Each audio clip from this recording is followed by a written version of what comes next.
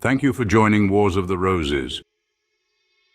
And this is Square and Compasses from the Encyclopedia of Freemasonry by Albert G. Mackey. Square and compasses.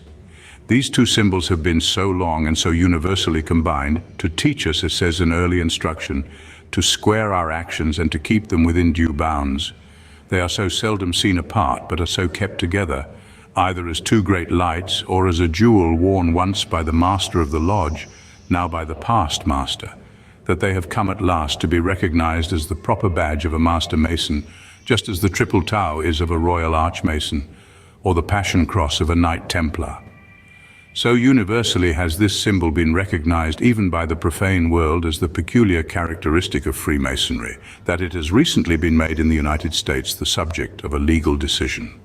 A manufacturer of flour having made, in 1873, an application to the Patent Office for permission to adopt the square and compasses as a trademark, the Commissioner of Patents, J.M. Thatcher, refused the permission as the mark was a Masonic symbol. If this emblem was something other than precisely what it is, either less known, less significant, or fully and universally understood, all this might readily be admitted, but considering its peculiar character and relation to the public, an anomalous question is presented. There can be no doubt that this device, so commonly worn and employed by Masons, has an established mystic significance, universally recognized as existing. Whether comprehended by all or not, is not material to this issue. In view of the magnitude and extent of the Masonic organization, it is impossible to divest its symbols, or at least this particular symbol, perhaps the best known of all, of its ordinary signification wherever displayed, either as an arbitrary character or otherwise. It'll be universally understood or misunderstood as having a Masonic significance, and therefore as a trademark must constantly work deception. Nothing could be more mischievous than to create as a monopoly and uphold by the power of law anything so calculated as applied to purposes of trade, to be misinterpreted, to mislead all classes, and to constantly foster suggestions of mystery in affairs of business. See infringing upon Freemasonry, also imitative societies and clandestine. In a religious work by John Davies entitled Summa Totalis, or All in All and the Same Forever, printed in 1607, we find an allusion to the square and compasses by a profane in a really Masonic sense.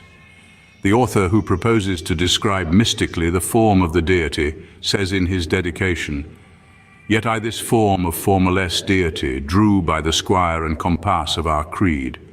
In Masonic symbolism, the square and compasses refer to the Freemason's duty to the craft and to himself.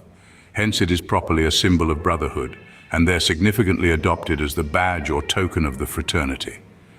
Berage, in his work on the higher degrees, Les plus secrets, mystères des hauts grades, or the most secret mysteries of the high grades, gives a new interpretation to the symbol. He says, the square and the compasses represent the union of the Old and New Testaments.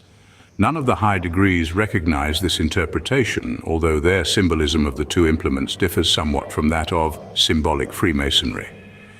The square is with them peculiarly appropriated to the lower degrees as founded on the operative art, while the compasses, as an implement of higher character and uses, is attributed to the degrees, which claim to have a more elevated and philosophical foundation.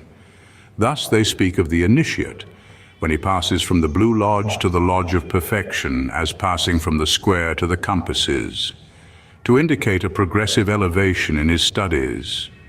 Yet even in the high degrees, the square and compasses combined retain their primitive signification as a symbol of brotherhood and as a badge of the order.